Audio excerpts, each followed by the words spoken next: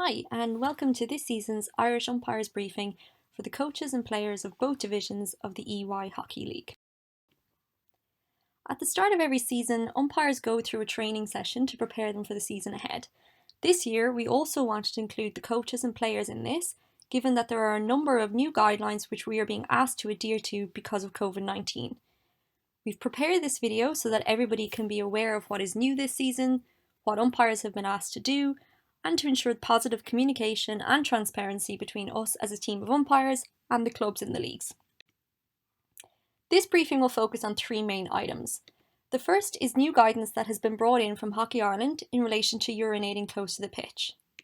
The second item are the match-specific guidelines related to COVID-19 that teams need to be aware of. And finally, we have some more information on how the IHUA is operating this season, including how to contact us should the need arise during the season. So, first up, Hockey Ireland have issued new guidance relating to urinating on the side of the pitch, and essentially this is something that they wish to remove from the game. So the guidance can be split into two areas. Firstly, should any player during a game urinate on the pitch itself or on the dugouts, this will be an immediate red card. Now hopefully this is something that we both never have and never will see within our sport. The second option though is the one that we're more likely to see, and this is where players urinate close to the pitch, often during breaks in play. So examples of places where this often happens would be the wall in Grange Road or behind the dugouts in Monkstown. So if an umpire notices this during a game or during a break in play, we are now obliged to report this as a code of conduct issue. Now obviously during a game we may miss instances of this, but if seen, umpires are being told that they must report it. So if an umpire notices this, they're being asked to approach the manager of the team in question to alert them of what they've witnessed and to let them know that a code of conduct form will be sent to Hockey Ireland. The easiest way to avoid this happening is simply to not do this during the season.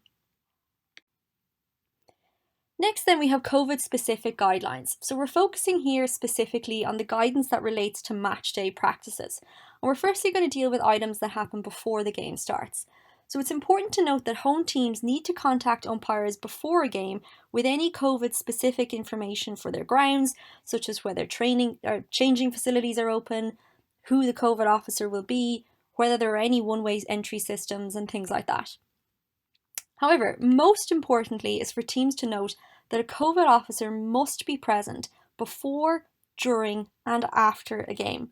Now this person must be visible to umpires during the game, and really importantly, they must not be associated with either team directly. So in other words, players or management cannot be the COVID officer for the game in question. Now, the reason for this is that the COVID officer needs to manage social distancing throughout the ground, including both team dugouts. So we obviously can't have members of any team trying to manage this within the game itself. Now it's critical that the COVID officer is present. If not, the match can't go ahead, and umpires are being tasked with calling the game off if an officer is not present. This is obviously not something that we want to do, so please ensure that a suitable person is in place for every game.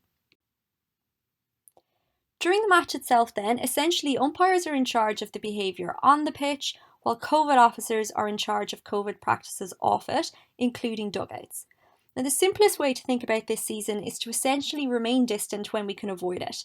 So teams are not allowed to tightly huddle before a game, they can't complete lineouts, and they can't complete high fives or handshakes before or after a game. Now if teams do this behaviour, umpires have been asked to intervene and ask them not to. It's important to note that we're going to work with teams on this, and we're going to use the first couple of weeks of the season to remind players of what is expected of them. But in the event that teams consistently engage in this behaviour, umpires may have to issue a personal penalty to captains. Now, this is clearly something we want to avoid, and we're going to work hard with players to ensure that this doesn't happen. Similarly, players must not approach umpires closely during a game, and if asked to step back, obviously must do so. Now, we would suggest that this is very similar to how we've managed crowding in recent years, in that if approaching an umpire, only one person should do it, and it should be done in a calm manner. So essentially, there's not a lot of change here. However, please bear in mind that we may have umpires who are within the vulnerable category, and so players should be mindful of this and respond if they're asked to step back. Next then, during a game, team celebrations will be dealt with in the same way as huddles. Now obviously we don't want people getting cards after goals, and we're going to try to avoid this where possible, but the simple thing is to be aware that team celebrations can't happen. During penalty corners then, each member of the defence should have their own specified mask to wear. Now if this means having 8 masks behind the goal, then this is what we need to do. We essentially want to avoid players sharing masks and gloves. However, umpires will not be policing this, so this is down to each team themselves to enforce. We will though offer a few additional seconds to teams so that they can find and put on their own mask. The biggest thing for players to be aware of though this year is in relation to spitting and coughing.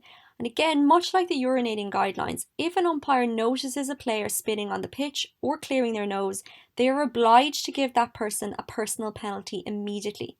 However, we won't deal with instances where someone comes up and tells us that spitting has occurred. To deal with it, we have to have seen it ourselves. In relation to coughing then, should a player deliberately and intentionally cough or spit at anyone, then this is an immediate red card. Now it's important to note here that we've told umpires that this must be clearly intentional for it to be dealt with in this manner. Finally then, it's worth noting that ball patrol cannot be used this year. However, balls may be left around the pitch should teams wish for this to happen. Now there will be no technical tables used during this season, so in their place, umpires are now being tasked with timing cards and managing bench behaviour. So to support this, captains will be used to help manage their teams.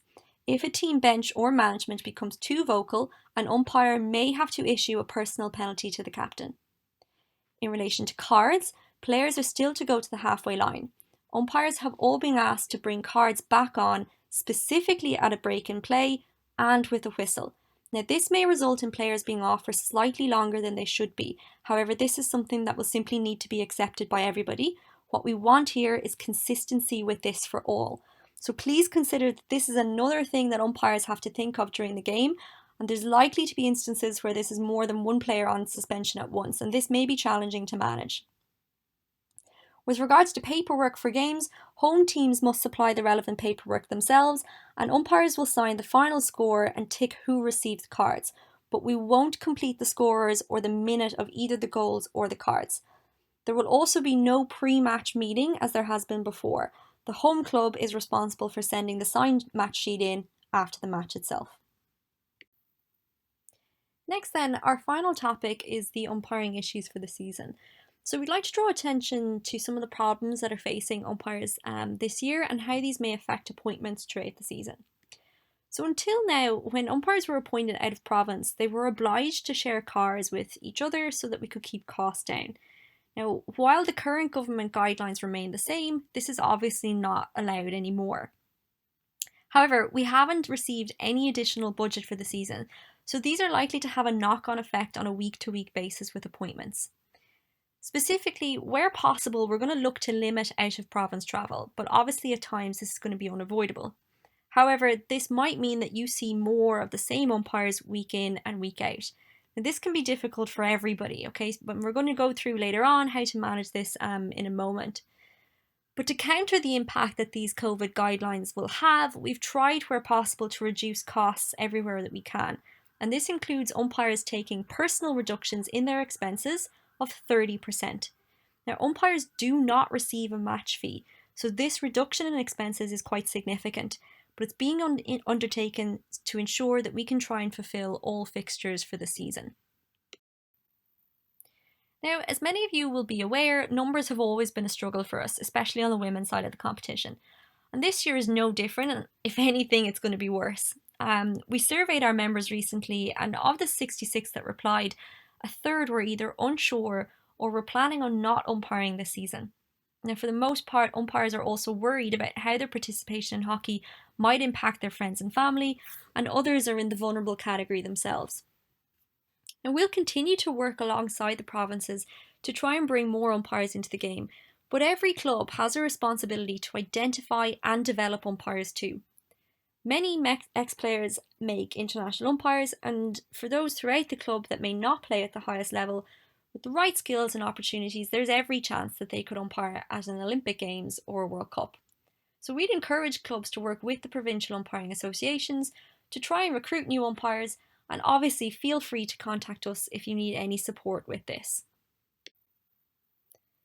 So we wanted to highlight this because when we consider the fear that exists for some people, combined with the reduction in expenses and appointments, umpiring is less attractive for those participating in it. Now, last season we had comments from a number of experienced umpires that they felt that they could do nothing right after games.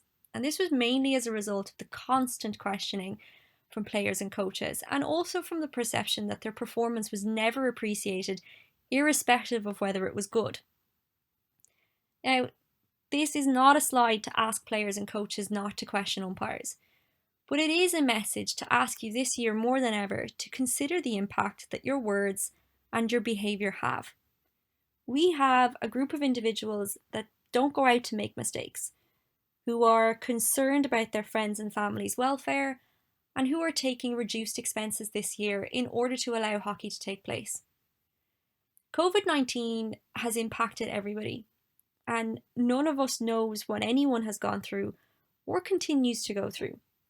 So it's likely that emotions might be running higher than normal this season from players, umpires, and coaches alike. We've asked our umpires to be aware of this, and now we're asking the same for you. Please, let's not lose umpires this season for behaviour that we can avoid. In saying that, we obviously strive to make sure that we can produce as high a standard as possible. We understand that mistakes are upsetting and frustrating, but please remember that they are never done intentionally. Now, to produce a high standard, we've sought to access EY videos last season so that we could keep track of performances during the year, and we're going to look to do the same again this season. We'll also continue to conduct frequent coaching and assessments and to engage in formal education on at least 2 occasions throughout the season. So this year though, we really ask that if you have a problem with an individual umpire or with how umpires in general are interpreting certain situations, then contact us so that we can deal with it. Umpires are to be given a 20-minute cooling off period following games, so please don't approach them until this time has passed. Please also consider how you question people. Keep it objective and calm and not personal. If you feel you can't do this, then we ask that you approach us as an association instead, so that we can deal with the specific issue that you have. So to that end, we want to introduce you to who you should contact this season. So if you as coaches have specific clips or issues with umpires, then please contact Carol Metchett, both for the men's and the ladies' teams. While we'll obviously look at videos ourselves throughout the season, let's work together by providing us with the specific examples and clips that you have yourselves. Send these directly to Metch as the liaison person. She'll then pass these on to Robert Johnston and to myself. Robert is in charge of prioritising who gets coaching and assessment, while I'm tasked with training and development. So by sending your clips to Carol, both Robert and myself can prioritise the areas to work on and can communicate regarding individual cases if necessary. So this year, more than ever, we're asking you to work with us to improve hockey for everybody. Finally then, for those that don't know, Warren McCulley has stepped down as IHUA chair after 9 years, and Rob Argent has recently stepped into the role instead and will be the main contact point between Hockey Ireland and the IHUA. So that's all for us really.